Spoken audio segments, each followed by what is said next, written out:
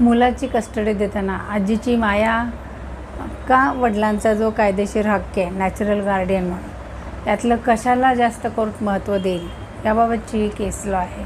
तर याबाबतची केस जी आहे ती त्याचं सायटेशन असं आहे की Praveen Nathlal Pargi versus state of Maharashtra ही 9 सप्टेंबर 2025ला डिसाईड झालेली आहे.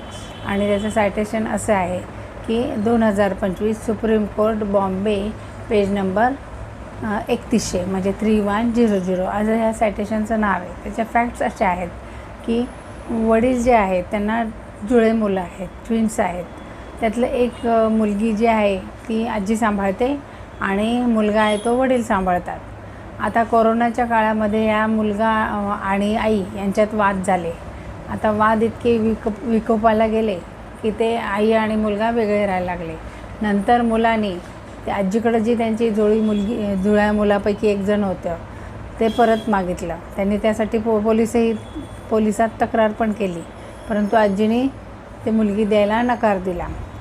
मग शेवटी त्यांनी कोर्टात ॲप्लिकेशन केलं कस्टडी ऑफ चाइल्डचं आणि त्याच्याप्रमाणे कोर्टाने जेव्हा ते मुलाच्या कस्टडीचा विचार केला तेव्हा आजीचं वय होतं 74 वर्ष. तर ती आजारी होती. तसेच आजीला जी इन्कम सोर्स नसल्यामुळे जो पोटगी होती ती मुलाकडूनच मिळत होती, म्हणजे उदरनिर्वाहाचा खर्च.